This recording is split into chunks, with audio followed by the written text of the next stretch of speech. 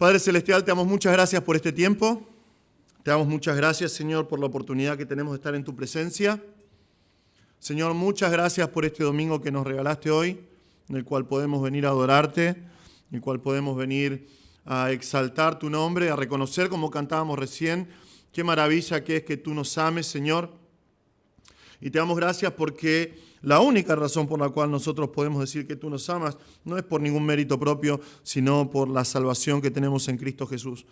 Te damos gracias, Señor, porque Jesús vino a morir por nosotros. Él entregó su vida, derramó su sangre.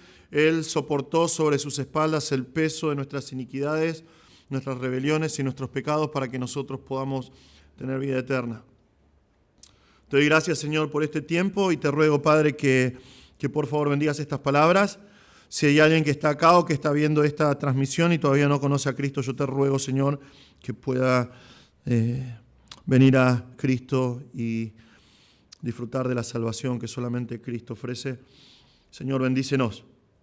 Te rogamos, Padre, que en medio de toda la organización de este viaje que vamos a hacer con los hermanos de la iglesia, tu nombre pueda ser glorificado, que podamos prestar total atención a tu palabra, Señor, que podamos escuchar tu voz hablándonos, que tu Espíritu Santo obre en nuestros corazones.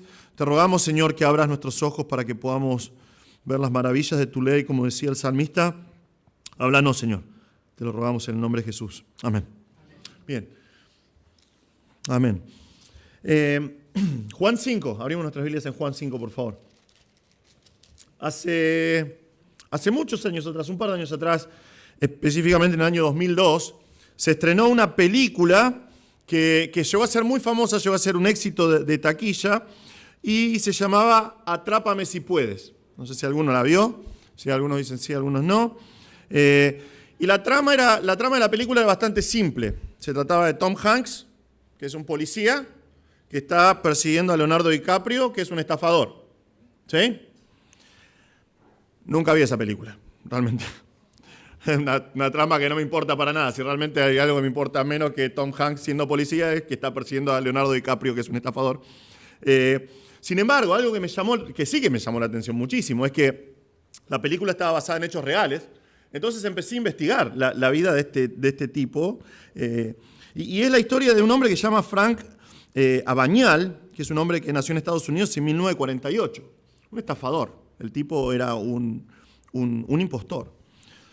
Durante la década de 1960, antes de cumplir 20 años, durante un periodo de 5 años, él trabajó, y lo digo con comillas, trabajó con 8 identidades diferentes.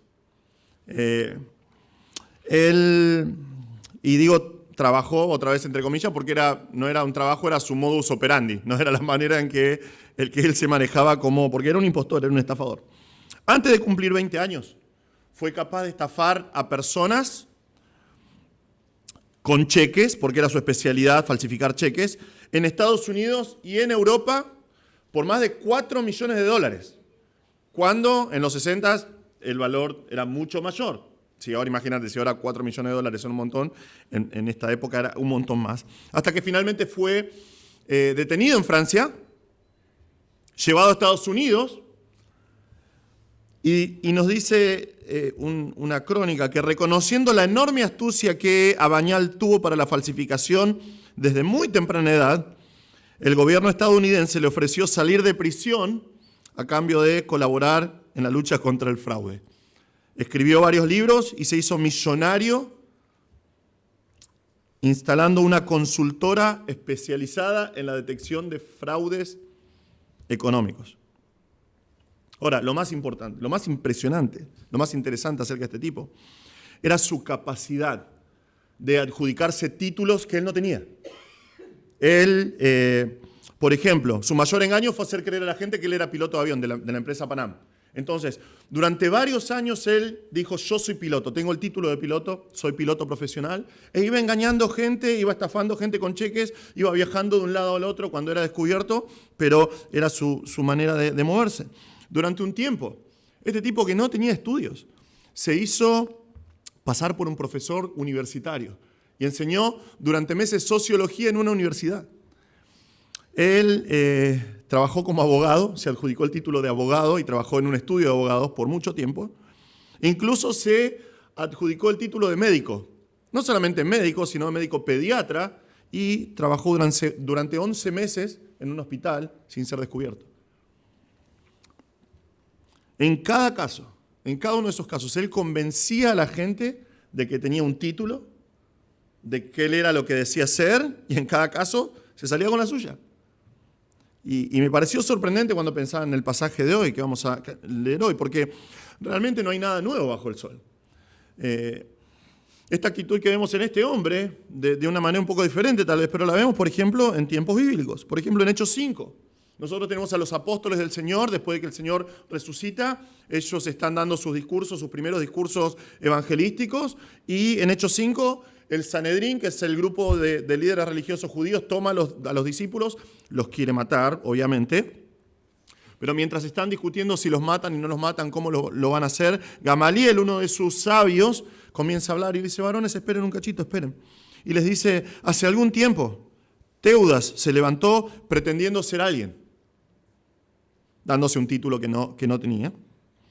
Con un grupo de como 400 hombres se unió a él y fue muerto, y todos los que lo seguían fueron dispersos y reducidos a nada. Después de él se levantó Judas de Galilea en los días del censo y llevó mucha gente tras de sí. ¿Por qué? Porque también se adjudicaba un título que no tenía, pero pereció y todos los que lo seguían se dispersaron. Estos son falsos mesías, personas que se adjudicaron a sí mismos el título de mesías, de salvadores, que nunca sucedió, según Flavio Josefo, en su obra Las Antigüedades de los Judíos. Algunos otros se adjudicaron también el título de Mesías antes de Cristo y años después de Cristo para luego morir y ser olvidados. Entonces, esto es algo que era común en ese tiempo también. Personas que se adjudicaban un título y un título que no tenían. Entonces no es de extrañar el rechazo que nosotros venimos estudiando en el Evangelio de Juan de parte de los líderes religiosos judíos en contra de Cristo. ¿Por qué? Porque Cristo, vimos la última vez que estudiamos Juan, dijo: mi padre, habló acerca de mi padre, y los judíos inmediatamente entendieron lo que quería decir. Estaba diciendo: vos haces que Dios sea tu padre, entonces vos te estás haciendo igual a Dios.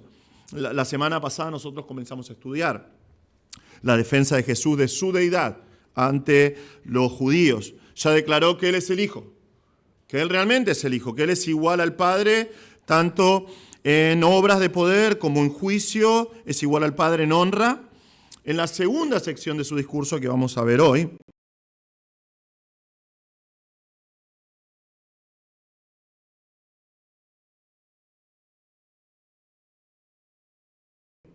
Jesús va a extender esa defensa, va a ampliar esa defensa y va a explicar con mayor claridad en nuestro pasaje de hoy las razones por las cuales Él se dice a sí mismo que Él es el Hijo. Este pasaje es muy importante para nosotros, es muy importante para todo aquel que cree en Cristo, porque Cristo está dejando en claro su deidad ante los fariseos y lo hace por justamente adjudicarse títulos, como vamos a ver. Es muy importante para nosotros, porque nosotros no adoramos, los cristianos no adoramos a un falso Mesías, a un falso Salvador. Nuestro Salvador es quien dice ser, es Dios mismo hecho hombre. Él se adjudica ciertos títulos, pero estos títulos no son falsificados, como en el caso de nuestra ilustración que vimos al principio de Frank Abañal. No son títulos falsos como los judíos presuponen. No son títulos que Cristo obtuvo de cierta manera, sino que son títulos que Él tiene de manera inherente, son títulos que le corresponden porque Él es el Señor. Entonces vamos a leer lo que dice Juan 5, comenzando en versículo 24. Juan 5, 24 dice el Señor: en verdad les digo, el que oye mi palabra y crea al que me envió, tiene vida eterna, y no viene a condenación, sino que ha pasado de muerte a vida. En verdad les digo que viene la hora, y ahora es, cuando los muertos oirán la voz del Hijo de Dios, y los que oigan vivirán. Porque como el Padre tiene vida en sí mismo, así también le dio al Hijo el tener vida en sí mismo. Y le dio autoridad para ejecutar juicio, porque Él es el Hijo del Hombre. No se queden asombrados de esto, porque viene la hora en que todos los que están en los sepulcros oirán su voz, y saldrán los que hicieron lo bueno a resurrección de vida, y los que practicaron lo malo a resurrección de juicio. Nuestro pasaje de hoy nosotros vamos a ver dos títulos divinos. Dos títulos divinos que Jesús se adjudica a sí mismo, y son dos títulos que demuestran su deidad. Estos títulos nos demuestran que Jesús es Dios. Título número 1 que vemos acá. Primer título de Jesús, versículos 24 al 26. Él es el Hijo de Dios que otorga vida a los que creen en Él. Él es el Hijo de Dios que otorga vida a los que creen en Él. Vemos acá, esta sección está bien marcada, está dividida, definida por otro, en verdad les digo, que ya vimos la semana pasada, otro, amén, amén. Y algo que es súper interesante de esta sección de hoy es que está formada, tiene una forma de quiasmo, se llama. Nosotros vimos esto hace un año y pico atrás, cuando vimos uno de los salmos, en Salmo 119, una de las estrofas está escrita en forma de quiasmo.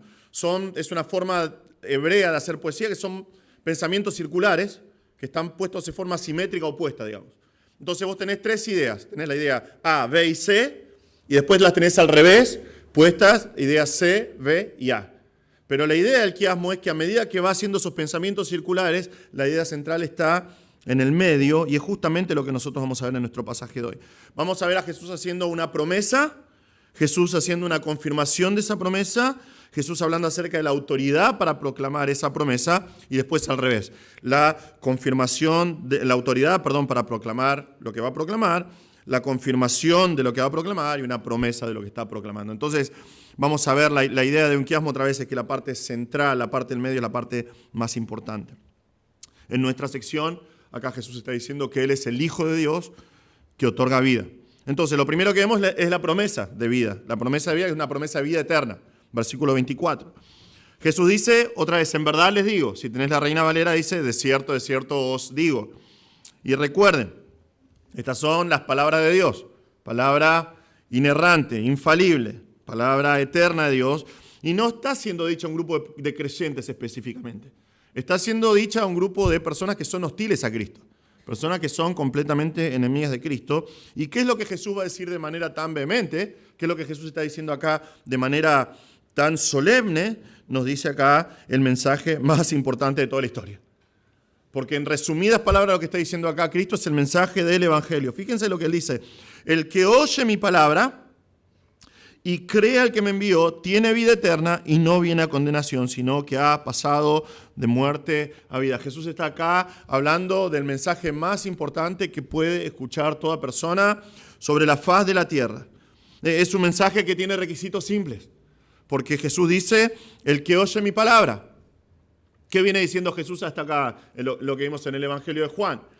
Jesús está diciendo a Nicodemo, por ejemplo, que toda persona tiene que nacer de nuevo. Si no, es imposible que vea a Dios, tiene que nacer de nuevo. En ese mismo discurso Jesús dice, porque de la misma manera que Moisés levantó a la serpiente en el desierto, así tiene que ser levantado el Hijo del Hombre, para que todo aquel que en Él cree tenga vida eterna.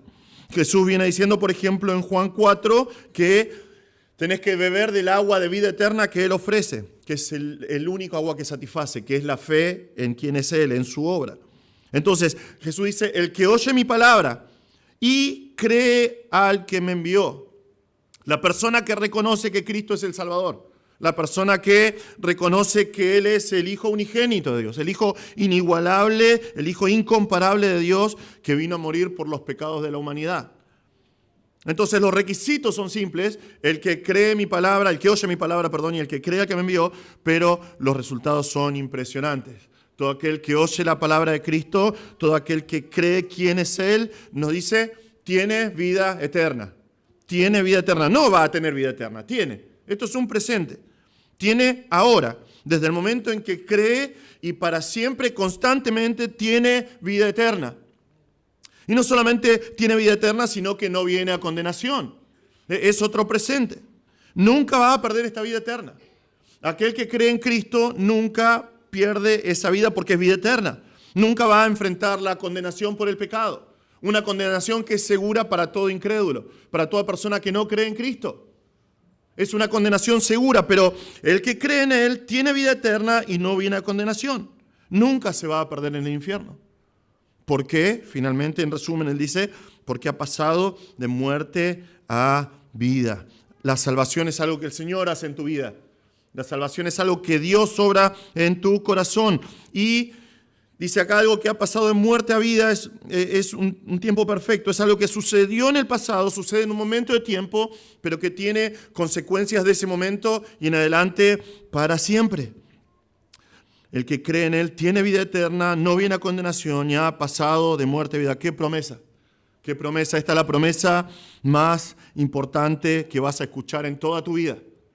La promesa que está haciendo Jesús acá, de que todo aquel que cree en Él tiene vida eterna. Fíjense que Jesús, que está siendo acusado acá de hacerse igual a Dios, ya les dijo que Él da vida a quien quiere. Vimos eso la semana pasada. Él le da vida a quien Él quiere. Ahora promete a ellos.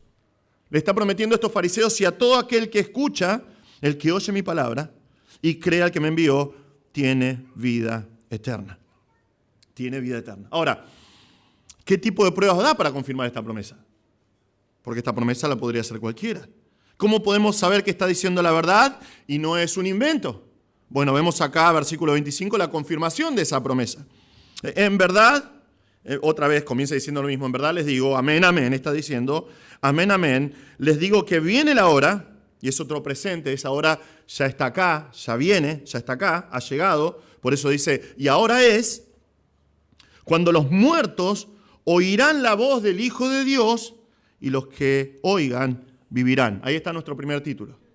Él se dice a sí mismo Hijo de Dios. Él es el Hijo de Dios. Y nos dice que cuando el Hijo de Dios hable, cuando Él hable, los muertos van a escuchar su voz, y van a vivir. Van a vivir. ¿Qué tipo de promesa está haciendo acá? ¿Qué tipo de vida está ofreciendo acá? ¿Está ofreciendo vida física o está prometiendo vida eterna? ¿Qué tipo de vida está ofreciendo? ¿Es vida física o es vida eterna? La respuesta es sí. En el Evangelio de Juan la respuesta es sí. Dentro de algunos capítulos, en Juan 11, Jesús va a estar parado frente a la tumba de su amigo Lázaro. El Hijo de Dios va a hablar frente a esa tumba y va a decir, Padre, te doy gracias porque me has oído. Yo sabía que siempre me oyes, pero lo dije por causa de la multitud que me rodea, para que crean que tú me has enviado. Y habiendo dicho esto, gritó con fuerte voz, Lázaro, sal fuera. Y el que había muerto salió, los pies y las manos atados con vendas y el rostro envuelto en un sudario. Y Jesús les dijo, desátenlo y déjenlo ir. Esta va a ser la confirmación de estas palabras. Esta va a ser la confirmación de las promesas de Jesús. ¿Por qué? Porque si puede levantar un muerto físico con su voz, es algo que ellos pueden ver de manera empírica. Ellos pueden ver que Jesús levantó un muerto con su voz, un muerto físico. Entonces su promesa es verdadera en cuanto a la vida eterna que está prometiendo. Pero lo que está diciendo Jesús acá es mucho más profundo. Es mucho más profundo. ¿En qué otro pasaje de la Biblia los muertos pasan de muerte a vida? Estudiantes de la Biblia. ¿En qué otro pasaje de la Biblia, y les doy una ayuda del Antiguo Testamento, los muertos pasan de muerte a vida? Hoy en la mañana costó un poquito. Ezequiel, capítulo 37. ¿Quién fue? Perfecto. Por eso es el peluquero de los pastores. Ezequiel 37, donde nosotros tenemos establecido el nuevo pacto. Es el nuevo pacto. La promesa del nuevo pacto que se va a cumplir con Cristo. Ahí tenemos la visión del profeta. Ezequiel está en un valle. Está frente a un valle que está completamente lleno de huesos secos. Muy secos, dice el texto en hebreo. Muy secos. Y Dios viene y le habla. Y le pregunta al profeta, hijo de hombre, ¿vivirán estos huesos? Y yo respondí, dice Ezequiel, Señor Dios, tú lo sabes. Entonces me dijo, profetiza sobre estos huesos. Y dile, huesos secos, oigan la palabra del Señor. Entonces los huesos comienzan a vibrar en la visión de Ezequiel y comienzan a pararse y tenés un ejército inmenso de esqueletos parados. Pero no queda ahí, de repente comienza a subirle tendones a todos los cuerpos y comienzan a llenarse de músculo y de piel, pero están sin vida. Entonces, así dice el Señor. El Señor dice, profetiza otra vez. Ven de los cuatro vientos, oh Espíritu, y sopla sobre estos huesos y vivirán. Entonces él me dijo, dice Ezequiel, hijo de hombre, estos huesos son toda la casa de Israel. Ellos dicen, nuestros huesos se han secado y nuestra esperanza ha perecido. Estamos completamente destruidos. Por tanto, profetiza y diles, así dice el Señor Dios, Voy a abrir sus sepulcros y los haré subir de sus sepulcros, pueblo mío, y los llevaré a la tierra de Israel, y sabrán que yo soy el Señor. Cuando abra sus sepulcros y los haga subir a ustedes sus sepulcros, pueblo mío, pondré mi espíritu en ustedes y vivirán, y los estableceré en su tierra. Entonces sabrán que yo, el Señor, he hablado y lo he hecho, declara el Señor. ¿Quién es el que habla acá en Ezequiel 37? ¿Quién es el que está hablando? Es clarísimo. Dice acá que es, si tenés la Reina Valera, dice Jehová el Señor. Acá en hebreo es Adonai Yahweh, el Señor Jehová. 2 veces vemos que dice versículo 13, y sabrán que yo soy el Señor. Versículo 14, entonces sabrán que yo, el Señor, he hablado. ¿Quién es el único que puede dar vida a los muertos? Solo con su voz. ¿Quién? Es Dios. Es Dios y nadie más que Dios. ¿Ven lo que está haciendo Jesús acá? Está diciendo, yo soy Dios. Yo soy Dios. Él se adjudica el título de Hijo de Dios. No es un título de subordinación diciendo que es menor. Está diciendo yo soy Dios, es un título divino. Jesús está diciéndole a los fariseos acá, ustedes me acusan de llamarme hijo, yo soy el Hijo de Dios.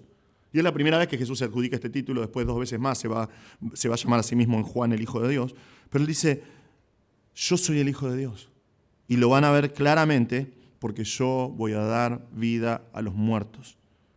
Y Jesús le está diciendo a los fariseos, el tiempo del nuevo pacto acaba de llegar. El tiempo en que los muertos van a escuchar la voz de Dios y van a volver a vivir es ahora. Imagínate a los fariseos.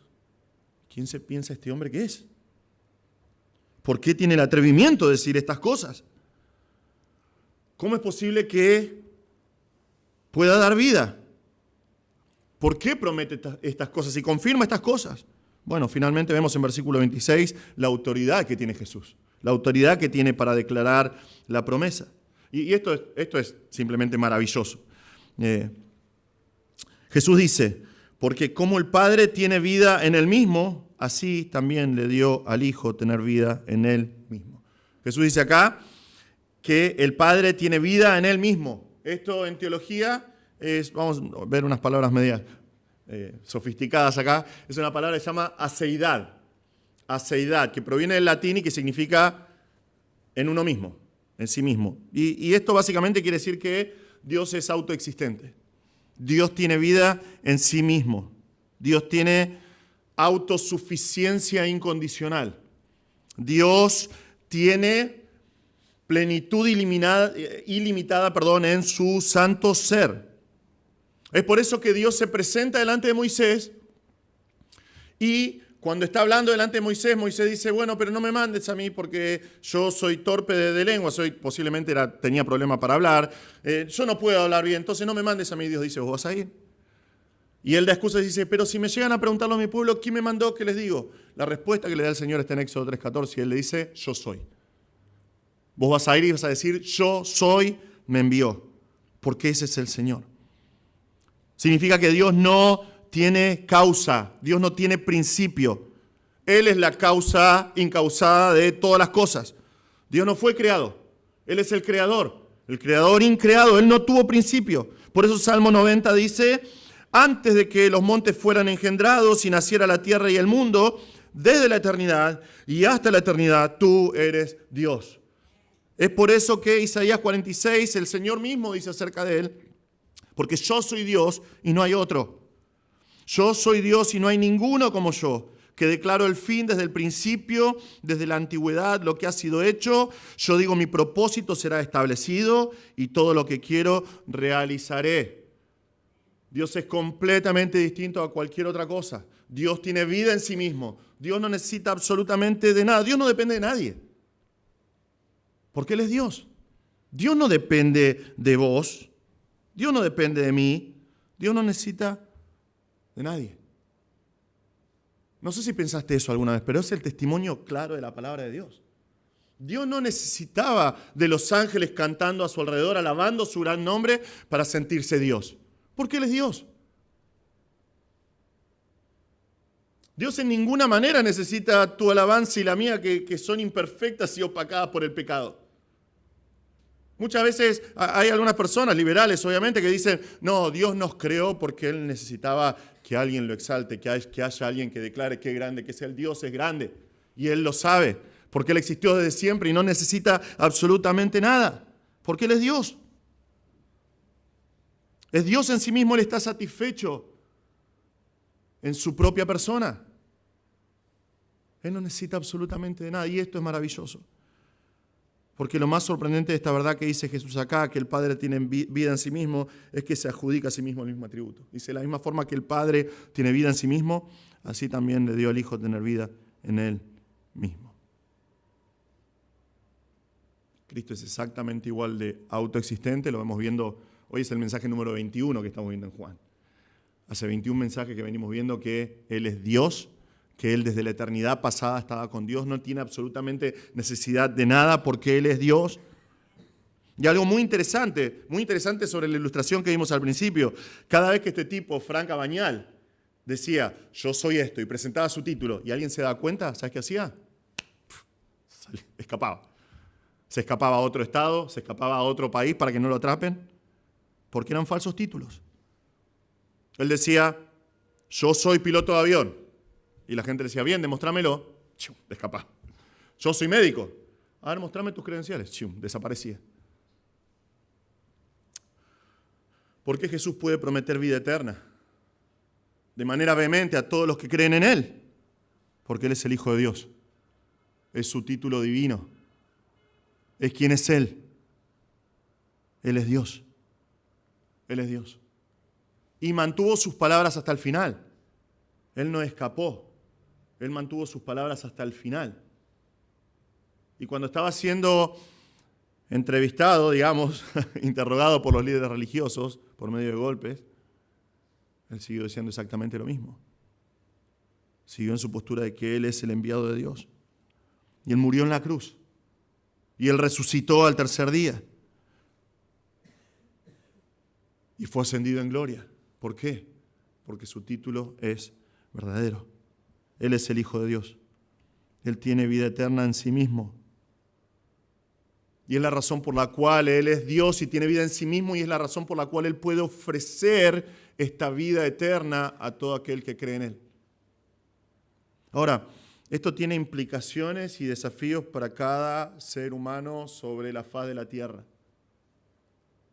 Si vos nunca creíste en Cristo, si estás viendo este mensaje que estamos transmitiendo o si estás acá y nunca creíste en Cristo, no esperes más. No esperes más porque las palabras de Jesús son clarísimas.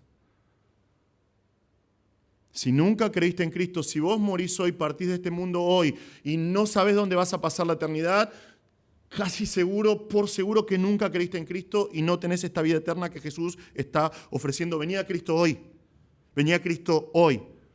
Si las palabras de Cristo son verdad, y son verdad, todavía estás muerto en tus pecados. Todavía estás en camino a la condenación como todo hombre que nace sobre la faz de la tierra. Cada ser humano nace muerto en delitos y pecados, separado de Dios por ese pecado, pero Cristo ofrece perdón y vida eterna. Es lo que ofrece hoy, lo que vemos en este pasaje. Cristo te promete hoy, escuchá sus palabras. Cristo te promete hoy, cree que Él es el Salvador enviado por el Padre para vos, por tus pecados. Y Él te va a salvar. Él te va a dar perdón y vida eterna. Si todavía no conoces a Cristo, yo te ruego que consideres. Él vino a morir por tus pecados, Él vino para darte perdón, Él vino para darte la vida eterna que Él está ofreciendo. Es una vida que este mundo no conoce. Una vida completamente diferente a la que este mundo vive. Vení a Cristo hoy, corre a Cristo hoy. Él murió por vos. Si estás en Cristo, la verdad que estamos viendo acá, tiene que volarte la cabeza, realmente. Tiene que explotarte la cabeza porque Cristo es Dios. Él tiene vida en sí mismo. Él no necesitaba de absolutamente nada. Él no necesitaba de vos, no necesitaba de tu adoración, no necesita la exaltación de los ángeles. Él no necesita nada porque Él es Dios. En el principio, Él estaba con Dios y era Dios. Él estaba delante de la presencia de Dios, Padre, Hijo y Espíritu Santo en comunión perfecta. Él no necesitaba de nada, de nadie. Por eones eternos Él estaba satisfecho y feliz en sí mismo. Porque no necesitaba de vos, no necesitaba de mí. Él podía seguir siendo Dios sin nosotros. Pero decidió venir. Él decidió venir a rescatarnos. Él decidió venir a darnos vida eterna.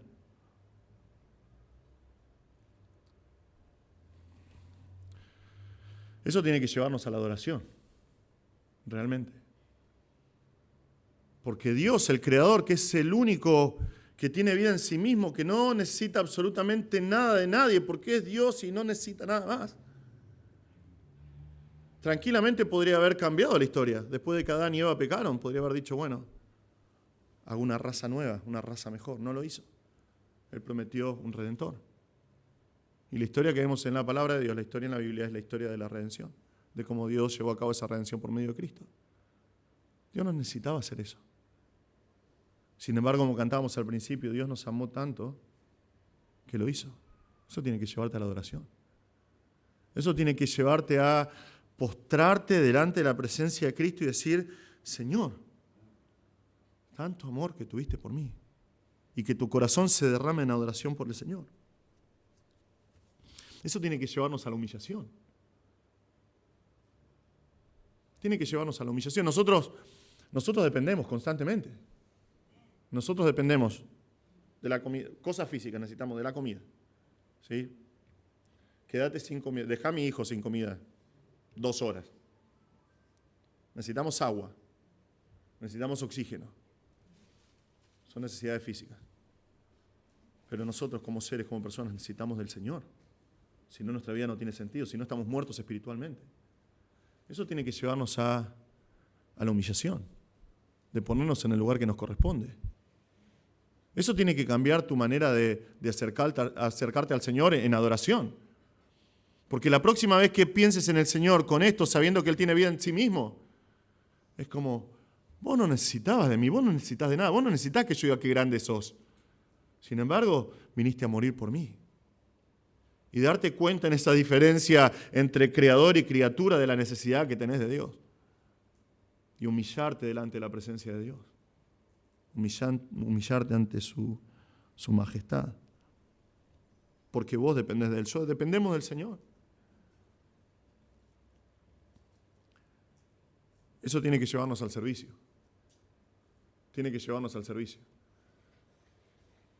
Porque si aquel que es Dios en sí mismo y no necesita absolutamente nada, se hizo un hombre, y no solamente de que se hizo un hombre, sino que tomó forma de siervo y se hizo obediente hasta la muerte y muerte de cruz, ¿cuánto más nosotros?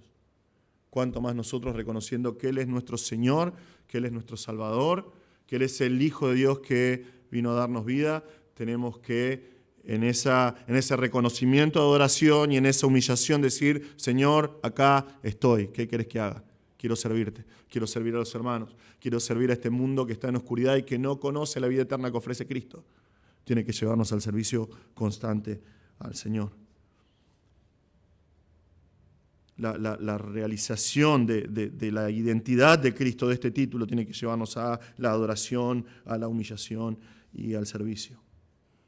Pero Cristo no solamente es el Hijo de Dios, que es el dador de vida a todo aquel que cree, que ofrece vida eterna a todo aquel que cree. Cristo también es el Hijo del Hombre. Es el Hijo del Hombre que va a juzgar a todos los hombres. Eso lo vemos en versículos 26 al 29. Jesús promete un juicio futuro. Como dije al principio, vemos los mismos principios, pero al revés. Y es interesante porque la palabra de Dios, si bien hay personas que constantemente están buscando y quieren refutar que la palabra de Dios sea la palabra de Dios, realmente no pueden. Históricamente es correcta, arqueológicamente es correcta. Las profecías que tiene registradas en el pasado son correctas y se cumplieron, y tiene profecías para el futuro que se van a cumplir exactamente de la misma manera. Jesús promete un juicio futuro. Entonces, nosotros vemos acá, como dije al principio, lo vemos al revés. Vemos la autoridad que Él tiene para declarar la promesa de juicio futuro. ¿Por qué Jesús promete un juicio futuro? Cristo no solamente es el Hijo de Dios, sino que a Él le fue dada autoridad A él le fue dada autoridad. La palabra ahí en griego es exousia, literalmente significa desde adentro de mí. ¿No? Significa que desde su ser tiene el derecho. Jesús tiene poder absoluto, tiene autoridad para dar órdenes. A él se le dio la autoridad para ejecutar juicio. La semana pasada nosotros vimos que Jesús dijo, todo juicio se le ha confiado a él, todo juicio se le ha confiado al Hijo. ¿Por qué se le dio esta capacidad para juzgar? Bueno, por el título que él tiene, el título que solamente a él le pertenece. Y Cristo dice, porque él es el Hijo del Hombre. No solamente es Hijo de Dios, sino que él es el Hijo del Hombre. Humanamente hablando no parece hablar de deidad acá. Pero si vamos al Antiguo Testamento y buscamos este título, entendemos que está hablando y diciendo que él es Dios. Fíjense que para eso tenemos que ir al libro de Daniel. ¿Sí? Y si quieren abrir sus Biblias en Daniel, buenísimo. Libro de Daniel, libro que posiblemente vamos a estudiar cuando terminemos con nuestro estudio de Juan, de acá 40 años al paso que vamos. Pero posiblemente vamos a estudiar Daniel. Daniel en capítulo 7 ve pasar todos los reinos de la tierra. Ve pasar los grandes imperios de su tiempo y después. Él ve pasar a los griegos, los medopersias, los babilonios, Roma, el reino del anticristo, ve pasar absolutamente todo. Y en 7:13 nos dice, seguí mirando en las visiones nocturnas. Daniel tiene visiones y dice, y en las nubes del cielo venía uno como hijo de hombre. Venía uno como hijo de hombre, que se dirigió al anciano de días y fue presentado ante él. Y le fue dado dominio, gloria y reino para que todos los pueblos, naciones y lenguas le sirvieran. Su dominio es un dominio eterno que nunca pasará y su reino uno que no será destruido. Todos los demás imperios, por prometedores que eran, por poderosos que eran, por la distancia que abarcaban, ninguno de ellos duró. En la visión de Daniel se muestra claramente que son llevados y se pierden en las arenas del tiempo, que se cumplió cada una de esas cosas al pie de la letra. Y dice, en un momento, y las nubes del cielo, y de las nubes del cielo venía caminando un hombre, un hijo de hombre, delante del anciano de días que es Dios, y se le entregó el dominio, la gloria, el reino.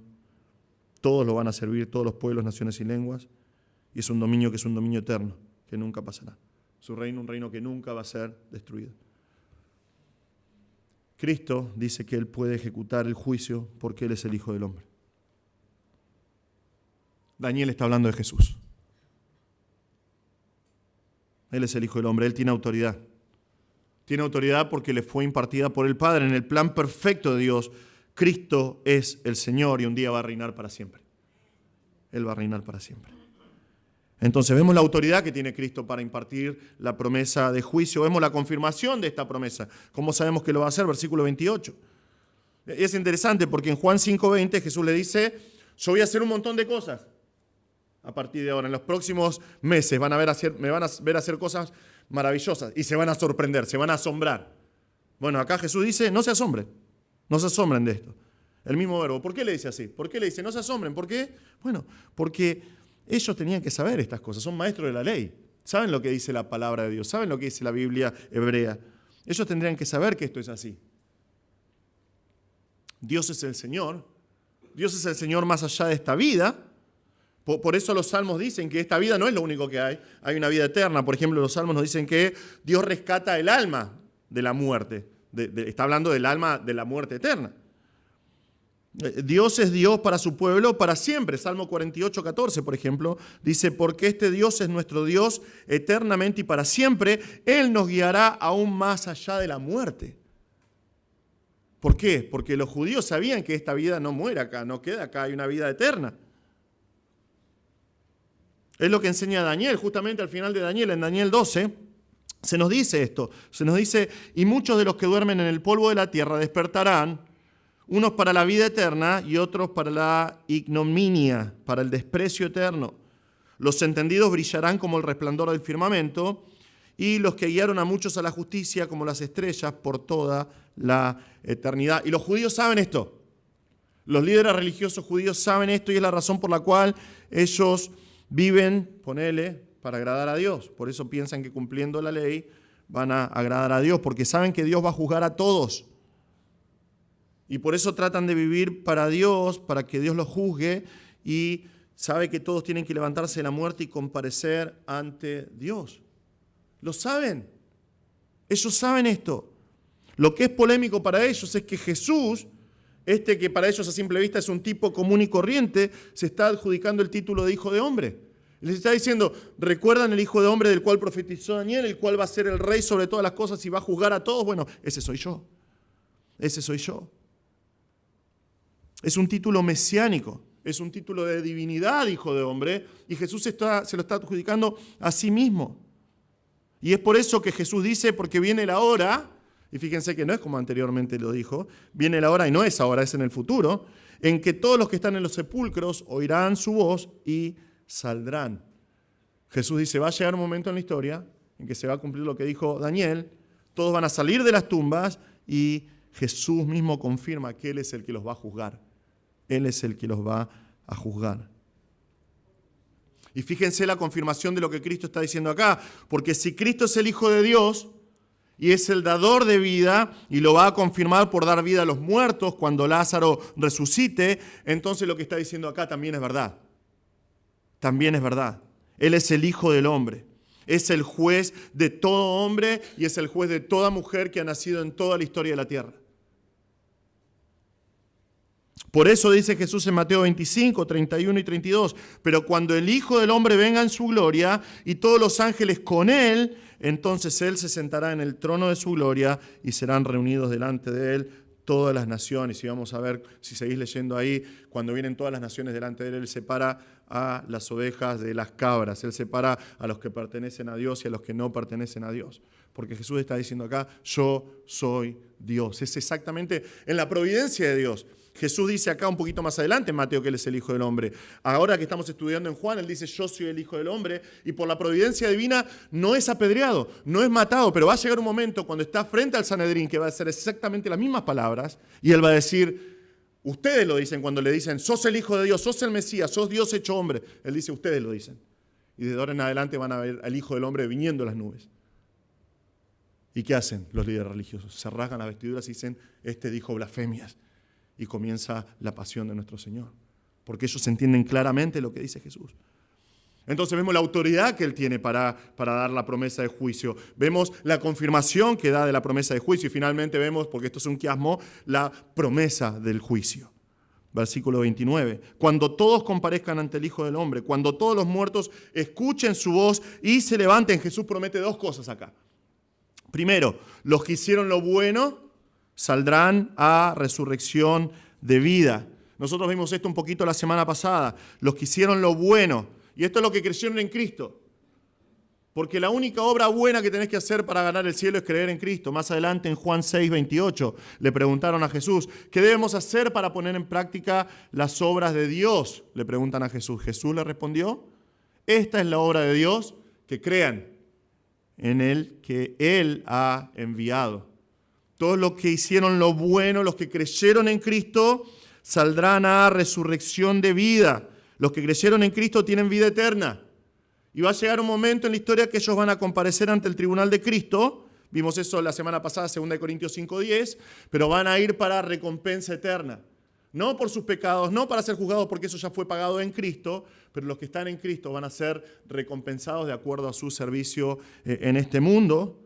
Esa es la resurrección de vida. Van a escuchar la voz del Hijo de Dios, se van a levantar de sus tumbas y durante toda la eternidad van a estar con Cristo compartiendo la vida eterna que Él está ofreciendo acá en este pasaje. Y es interesante las dos palabras diferentes que usan. Los que hicieron lo bueno, una obra, una vez, creer en Cristo, y los que practicaron lo malo. Los que rechazaron a Cristo y vivieron constantemente practicando sus propios deseos, haciendo su propia vida, salen a resurrección de juicio. Salen a resurrección de juicio. Este va a ser un día terrible. La palabra de Dios lo declara claramente. Lo terrible que va a ser este día. Apocalipsis 21, versículo 11.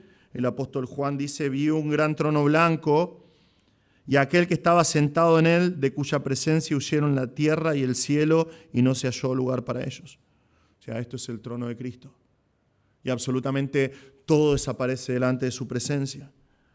También vi a los muertos, grandes y pequeños, de pie delante del trono. Y los libros fueron abiertos y otro libro fue abierto, que es el libro de la vida. Apocalipsis 13:8 nos dice que el libro de la vida es el libro de la vida del Cordero que fue inmolado desde antes de la fundación del mundo.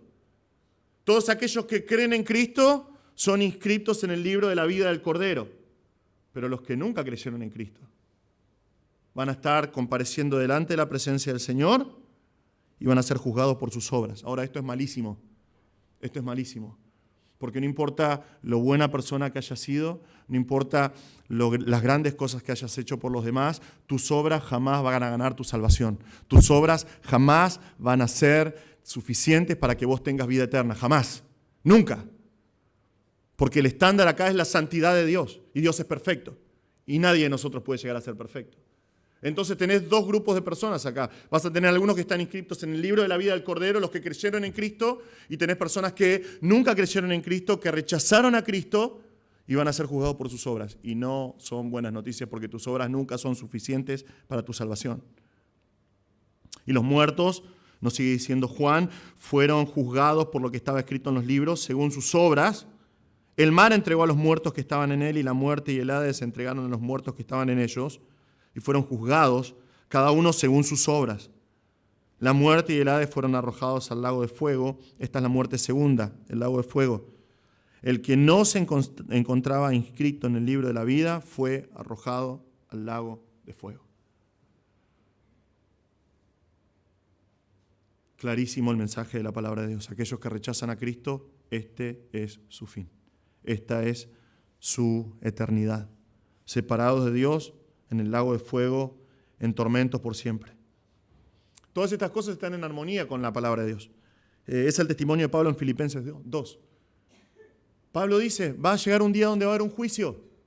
Va a llegar un día donde todas las personas van a comparecer delante de Dios. ¿Por qué? Porque Cristo, dice Pablo en Filipenses 2, siendo Dios, se hizo un hombre, se hizo siervo, se humilló hasta la muerte y muerte de cruz, por lo cual Dios también lo exaltó hasta lo sumo y le confirió el nombre que es sobre todo nombre, para que al nombre de Jesús, que es el Hijo de Dios, el Hijo del hombre, se doble toda rodilla de los que están en el cielo y en la tierra y debajo de la tierra, y toda lengua confiese que Jesucristo es el Señor, para gloria de Dios Padre. Creyentes e incrédulos, toda rodilla de toda persona que ha nacido en toda la historia va a llegar un día que va a doblarse, va a apoyarse en el suelo reconociendo que Jesús es el Señor, para gloria de Dios Padre. Y es lo que nos muestra el testimonio de la palabra de Dios otra vez. 1 Corintios 15:28 nos dice, cuando todo haya sido sometido a Él, después de que toda rodilla confiese que Jesús es el Señor, entonces también el Hijo mismo se sujetará a aquel que lo sujetó a todas las cosas, para que Dios sea todo en todos. Luego de aquel día de exaltación, todos los que creímos en Cristo, durante toda la eternidad vamos a vivir junto a Él, porque Él es el Hijo del Hombre. Es su título para siempre. Él va a juzgar a todo hombre. Él va a juzgar a todo hombre. Es inevitable. No hay nada que pueda detener ese día. Lo dijimos la semana pasada, de la misma forma que las profecías anunciaron que Cristo iba a venir en carne y que iba a ser Dios con nosotros, de esa misma manera que Él iba a morir en la cruz, como está escrito en las profecías, la palabra de Dios también promete que va a llegar un día en que Cristo va a volver por segunda vez y con Él va a venir el juicio. Él ya no va a venir en humillación, ya no va a venir como un cordero sufriente. Él va a venir como un león victorioso. Él va a venir como el Rey de Reyes y Señor de Señores que es. Él va a venir a juzgar al mundo. Y en general no hago esto, lo hago solamente una vez, pero el pasaje mismo llama para que haga esto. Si no estás en Cristo hoy, si no tenés seguridad de salvación hoy, yo te ruego en el nombre de Cristo que consideres a aquel que vino a morir por tus pecados.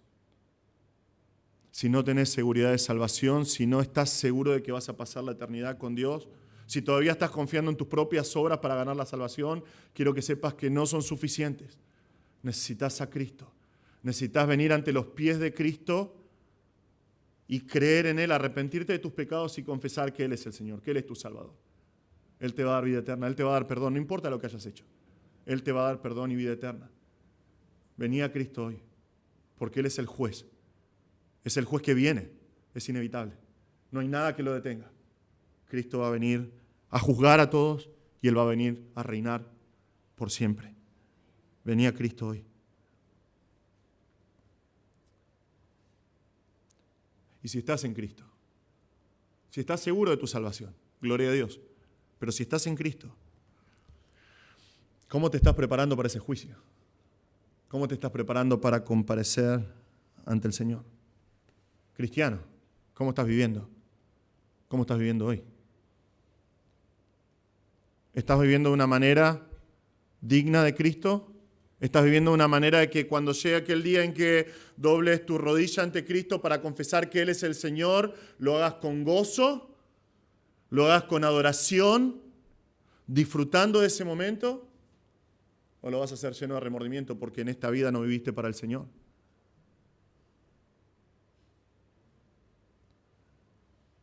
Nosotros muchas veces, cuando tenemos consejería para casamientos, siempre aconsejamos, ¿no?, a los novios que se van a casar que piensen en cada uno de los detalles y que tapen todos los pozos que hay, digamos, que se encarguen de organizar todo para que salga perfecto, porque lo que importa es que disfruten cada minuto de ese día, el día de la boda, sin preocuparse si se quedaron sin comida, si todas esas cosas.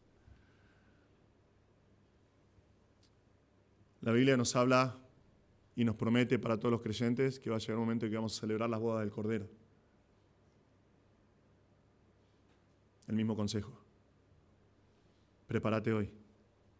Prepárate hoy y pensá en cada detalle hoy. Viví para el Señor hoy, para que cuando llegue aquel día que tengas que comparecer ante el tribunal de Cristo, realmente disfrutes de ese momento. Y lo hagas con gozo, lo hagas con alegría, sabiendo que viviste para el Señor. Y que durante todo ese momento de celebración en el cual nosotros declaremos que Cristo es el Señor, lo hagas lleno de alegría y enfocado solamente en darle gloria a aquel que vino a morir por tus pecados y te dio vida eterna. Viví para Cristo, cristiano. Viví para Cristo. Y si no estás en Cristo, por favor no tardes. Vení a Jesús hoy. Escapá de la condenación que viene, porque esa condenación viene para todos aquellos que no creen en Cristo. Cristo dice en el pasaje anterior que vimos la semana pasada: el que rechaza al Hijo, rechaza al Padre. No rechaces más a Cristo. Corre a Cristo hoy. Escapá de la condenación que viene. Corre al Hijo de Dios, el que es dador de la vida eterna. Y Él te va a salvar. Él va a transformar tu vida. Una cosa interesante sobre este tipo de la ilustración. Frankie, ya me encariñé con él. Finalmente él obtuvo un título real, no un título falso. Finalmente él estudió y él se recibió y tiene su título. Es abogado. Imagínate, es un abogado que no sé si lo contrataría, yo no lo contrataría jamás. Pero él finalmente fue abogado. Pero él se esforzó para conseguir ese título. Él tuvo que trabajar por ese título. Él tuvo que esforzarse para tener ese título. Pero no pasa así con Cristo. No pasa así con Cristo. Sus títulos, los títulos que Él se adjudica: Hijo de Dios, Hijo de hombre, el Señor, el Salvador del mundo, son títulos que le pertenecen. Son suyos. Porque son parte de quién es Él. Creyentes, no hay dudas para nosotros. Nosotros podemos vivir para Cristo. Todo lo que Él prometió, Él lo cumplió. Él va a cumplir con todo, porque Él es nuestro gran Dios y Salvador. Es el Hijo de Dios que ofrece vida eterna y es el Hijo del hombre que, una vez que juzgue a todos, va a hacernos entrar en la gloria de su presencia y vamos a vivir con Él para siempre. Porque Él es Dios, Él es nuestro Señor. Vamos a orar. Señor, te damos muchas gracias por este tiempo.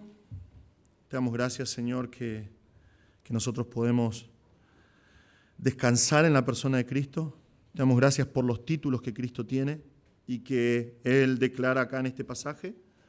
Señor, te rogamos que nos ayudes a vivir de acuerdo a lo que dice tu palabra, que podamos abrazar estas verdades y que podamos creer estas verdades y que podamos vivir de acuerdo a estas verdades, Señor. Que podamos vivir vidas de gratitud, vidas de adoración, de humillación, de servicio, porque Cristo es el dador de vida, porque Él es el Hijo de Dios. Que vivamos vidas conscientes de aquel día que se avecina, en el cual Cristo va a venir a juzgar, porque Él es el Hijo del Hombre, que tiene autoridad para ejecutar el juicio. Señor, que podamos vivir para tu gloria, que podamos vivir de una manera digna del precio que fue pagado por nosotros, Señor.